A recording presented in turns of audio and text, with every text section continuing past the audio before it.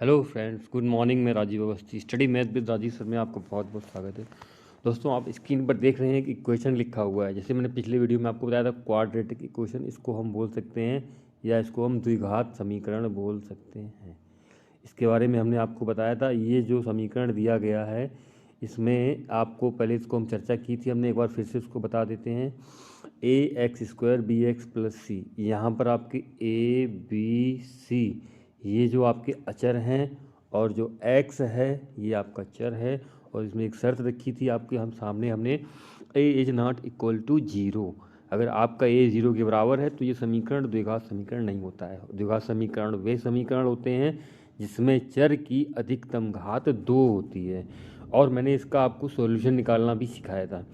इसमें जब आप सॉल्यूशन निकालते हैं तो एक गुणनखंड विधि होती है और दूसरी आपकी फार्मूला मेथड। तो गुणनखंड विधि को समझाने के बाद हमने आपके सामने एक फार्मूला निकाल के रखा था। इस फार्मूले का नाम भी बताया था, इसको आप बोलते हैं श्रीधर आचार्य विधि। और इस फार्मूले में आपको x के 2 मान प्राप्त होते हैं। क्योंकि ये जो फार्मूला लिखा हुआ है इसमें प्लस और माइनस दोनों लिखे हुए हैं, अर्थात इन दोनों को अलग अलग आप चिन्हों के साथ योग करेंगे तो ये 2 मान निकल के आएंगे। द्विघात समीकरण में घात 2 होती है, अतः इसके मूल भी 2 होते हैं। अब हमने आपको एक पॉइंट बताया था लास्ट में कि ये जो पॉइंट दिया गया है बी स्क्वायर माइनस 4ac, इसे जो आप देख रहे हैं बी स्क्वायर माइनस 4ac, ये बहुत ही इंपॉर्टेंट है, पार्ट है इस फार्मूले का। और इसको हम नया नाम देते हैं विविक्तिकर। जैसे यहाँ पर लिखा हुआ है विविक्तिकर, और इसको हम डी या इंग्लिश में डिस्क्रिमिनेंट बोलते हैं। और डिस्क्रिमिनेंट इज इक्वल टू होता है बी स्क्वायर माइनस 4ac। क्योंकि इसके मान से ही ये निर्भर करता है कि हमारे जो समीकरण हैं उसके मूल कैसे हैं। हल करने से पहले हम मूलों की प्रकृति के बारे में बता सकते हैं, nature of the roots. Nature of the roots मतलब आपको किस तरह के मूल होंगे। किस तरह के मूल हो सकते हैं? काल्पनिक हो सकते हैं, बराबर भी हो सकते हैं, वास्तविक भी हो सकते हैं, विपरीत भी हो सकते हैं।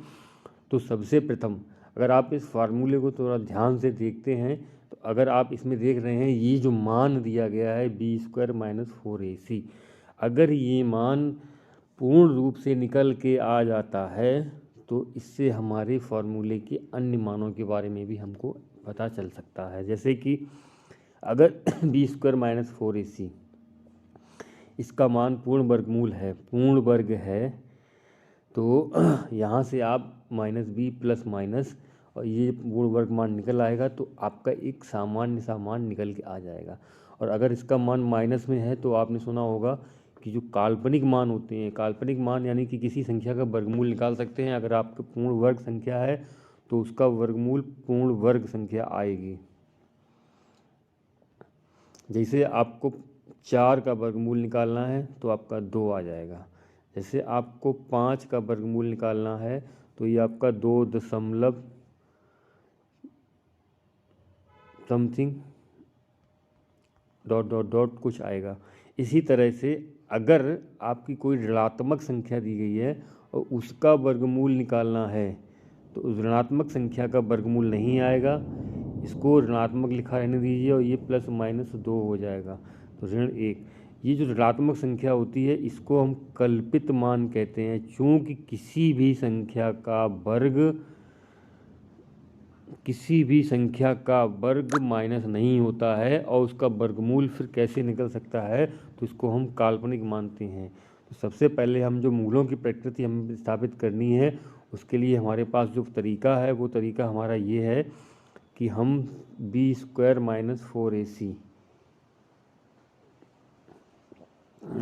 इसका मान ज्ञात करते हैं। इसको आप डी बोलते हैं और यहाँ पर इसकी 3 कंडीशनें हो सकती हैं, या तो D is greater than 0, D is equal to 0 और डी इज लेस देन 0।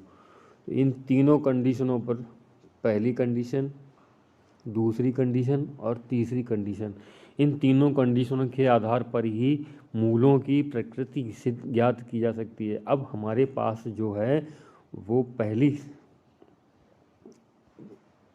प्रथम शर्त के अनुसार फर्स्ट क्या है, यदि डी इज ग्रेटर देन 0, अर्थात कि इसका मान जो है 0 से बड़ा है। शून्य से बड़ा है, अगर इसका मान शून्य से बड़ा है तो ये पॉजिटिव होगा। क्या होगा? पॉजिटिव। और पॉजिटिव में इसके मान होंगे असमान। दोनों जो मान निकल के आएंगे वो मूल कैसे होंगे? असमान होंगे। दूसरी कंडीशन है d इज इक्वल टू 0। इसमें जो मूल कैसे होंगे? वास्तविक होंगे। वास्तविक और समान, दोनों मान बराबर होंगे। तीसरा जो है d इज लेस देन 0, यानी कि ये निगेटिव होगा और इसके सारे मान कैसे होंगे? काल्पनिक होंगे या सम्मिश्र भी बोल सकते हैं। एक शब्द इसमें दिया गया है सम्मिश्र। सम्मिश्र का मतलब होगा इनका वर्गमूल ऋणात्मक होता है। इस तरह के मान ज्ञात करेंगे आप। तो यहाँ पर आपकी जो हमने तीनों कंडीशनें बता दी थी वो है पहली कंडीशन क्या है यहाँ पर? d इज ग्रेटर देन 0, यानी कि b² माइनस 4ac का जो मान आएगा वो धनात्मक निकल के आएगा और धनात्मक आने पर उसके वास्तविक मान होंगे, वास्तविक मान असमान होंगे। और दूसरी का शर्त है कि d का मान अगर आपका 0 आ रहा है तो मूल वास्तविक और समान होंगे, और d का मान 0 से छोटा है यानी कि ऋणात्मक है तो मूल काल्पनिक या सम्मिश्र होंगे। जैसे कि मैं आपको इस चीज़ को, तो आप यहाँ पर खुद भी इस चीज़ को समझ सकते हैं। अगर d का मान 0 से कम आ रहा है तो यानी निगेटिव में होगा। निगेटिव का मतलब होगा काल्पनिक मान निकल के आएंगे।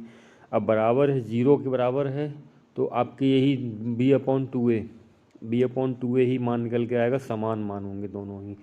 और अगर आपका मान 1 से पॉजिटिव है तो वास्तविक होंगे और अलग अलग मान निकल के आएंगे। एक प्रश्न है, उस प्रश्न को लेकर के मैं इस परिस्थिति को आपको सब चीज़ों को समझा सकता हूँ।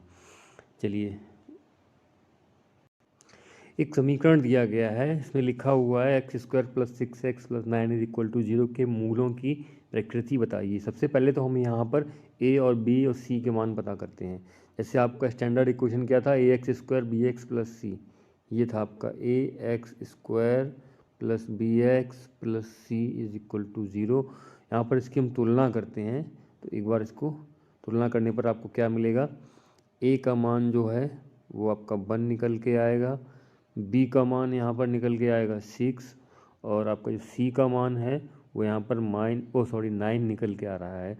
अब आपको यहाँ पर क्या ज्ञात करना है? डिस्क्रिमिनेंट यानी d is equal to b² minus 4ac। b² यानी कि b का मान कितना? पहले डिस्क्रिमिनेंट का फार्मूला लिख लीजिए, b² माइनस 4ac। तो b का मान आपका कितना है? 6 का स्क्वायर हो जाएगा यहाँ पर, -4 इंटू a का मान 1 और इसका मान 9। यहाँ पर आप देख सकते हैं, आपने इसको सॉल्व किया है तो ये क्या वैल्यू निकल के आएगी? 6 का वर्ग करेंगे 36 आ रहा है। ये आपका 4 × 4 और 9 × 36, 36 का मतलब हुआ 36 यहाँ भी, 36 यहाँ भी।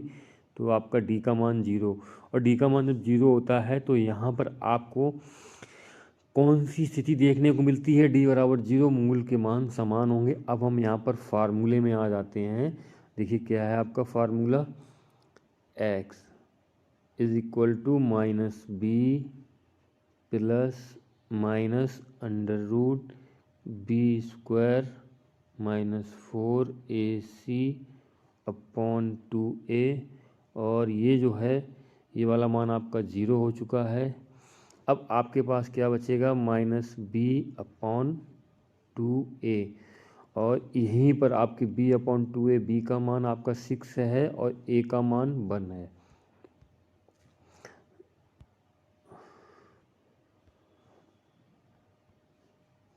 b का मान -6, a का मान 1, 2 × 1। तो इसको आपने क्या किया? सॉल्व कर लिया, और ये सॉल्व करने के बाद आपका मान आ रहा है -3। यानी कि आपका जो इक्वेशन दिया गया है x² + 6x + 9,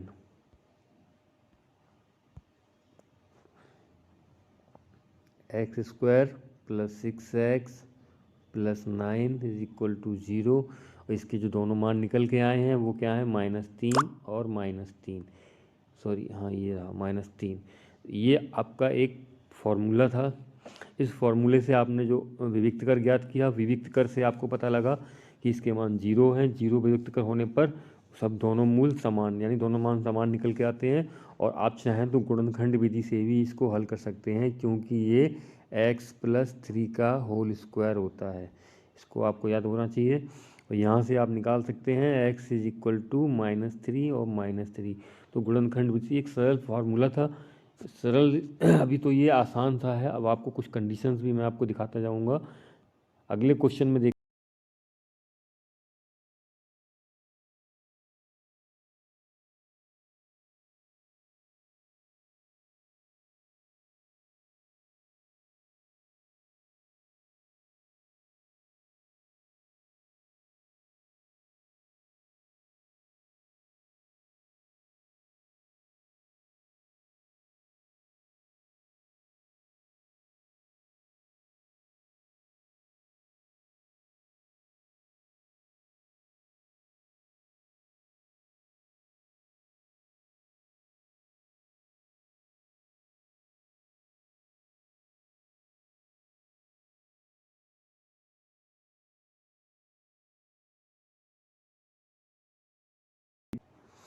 चित्र में एक प्रश्न दिया गया है और इस प्रश्न के भी आपके मूलों की प्रकृति ज्ञात करनी है। तो यहाँ पर आप सबसे पहले क्या करेंगे, ए बी सी का मान पता करते हैं। तो आप यहाँ पे ए का मान देख सकते हैं 6, बी का मान कितना होगा यहाँ पर -5, और सी का मान कितना होगा यहाँ पर 1। अब हमारे पास जो फार्मूला है वो क्या है, v² - 4ac, D is equal to क्या होगा, b², एक बार फिर से लिख लेते हैं, -4ac। b का मान कितना है -5, और -5 का स्क्वायर करेंगे तो +25 आएगा। -4 गुणा a का मान 6 और c का मान 1।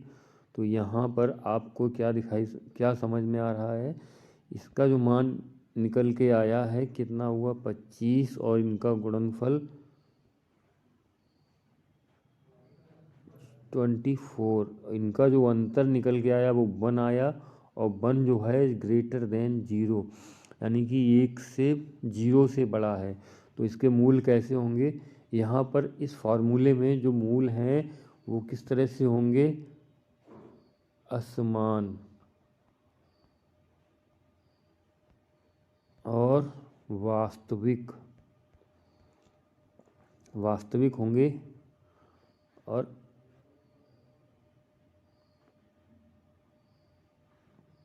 वास्तविक रियल और डिफरेंट। तो ये चीज़ आपको यहाँ पर क्लियर हो गई। अगर आपको सब प्रश्न को हल किए बिना ही ये पता लगा सकते हैं कि इसके मूल जो हैं या इनके मान x के मान हैं या चर के जो मान निकल के आएंगे वो किस परिस्थिति में है, काल्पनिक हैं, वास्तविक हैं, बराबर हैं। तो ये सारी चीज़ें हम डी से ही ज्ञात कर सकते हैं। हमारे पास अगला एक प्रश्न है, देखते हैं कि 4x² - 12x + k = 0। इसमें दिया गया है कि मूल बराबर हैं। तो k का मान बताइए, मूल जो हैं बराबर हैं। मूल कब बराबर होते हैं, सेकंड कंडीशन में। और वो सेकंड कंडीशन क्या है आपकी, मूल जब बराबर होते हैं तो वहाँ पर आपका होता है d = 0। इसका मतलब b² - 4ac, इसका मान 0 के बराबर होगा। क्योंकि हमारे यहाँ पर b और a c तीनों का मान पता करना है। सबसे पहले हम a का मान देखते हैं। a का मान आपका कितना है, यहाँ पर 4 आ रहा है। b का मान कितना आ रहा है यहाँ पर -12, और c का मान कितना आ रहा है यहाँ पर k। अब हमें क्या करना है, b² - 4ac 0। चूँकि ये पहले ही क्वेश्चन में दे रखा है कि मूल बराबर हैं, मूल बराबर हैं, तो आप फिर से समझ लीजिए, यदि मूल बराबर हैं, यदि मूल बराबर हैं तो d का मान आपका कैसा होगा, 0 होगा। d की वैल्यू क्या होती है, b² - 4ac। b a c का मान आपको पता ही हो चुका है, क्या है ये मान आपका,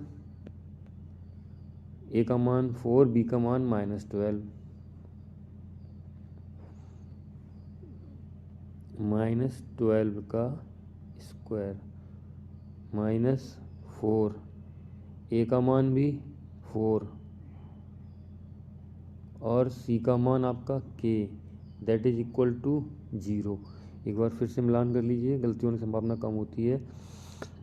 ए का मान 4, बी का मान -12, सी का मान k। -12 का स्क्वायर कितना होगा, अब आप इसको हल कर सकते हैं। 12 का स्क्वायर होगा 144, ये यहाँ पे इस तरह का निशान लगाएंगे, 144 -4 चौकू 16, 16 के बराबर 0। तो यहाँ पे आपका 16 के बराबर निकल के आएगा 144, और के का मान जब आप निकालेंगे तो ये आपका हो जाएगा 69 जा, के का मान आपका 9 निकल के आ गया। तो यहाँ पर सिर्फ पार्टिकुलर डिजिट का मान ज्ञात करना था। लेकिन क्या है, अगर आपको विविक्तकर का मान पता है तो उसकी प्रकृति बता सकते हैं, अगर आपको प्रकृति पता है तो उसका विविक्तकर आप कन्फर्म कर लेंगे, और यहाँ से आपका ये के का मान निकल के आ गया। अभी और भी इससे बहुत सारे प्रश्न बनने को हैं, इनका प्रश्नों को सॉल्व करना, किस तरह से इनके मान निकालना, वास्तविक मान ज्ञात करना, काल्पनिक मान ज्ञात करना, आगे भी मैं वीडियो में आपको सेंड करता रहूँगा। प्लीज़ चैनल को देखते रहिएगा, लाइक और सब्सक्राइब करना मत भूलिएगा। बहुत बहुत धन्यवाद।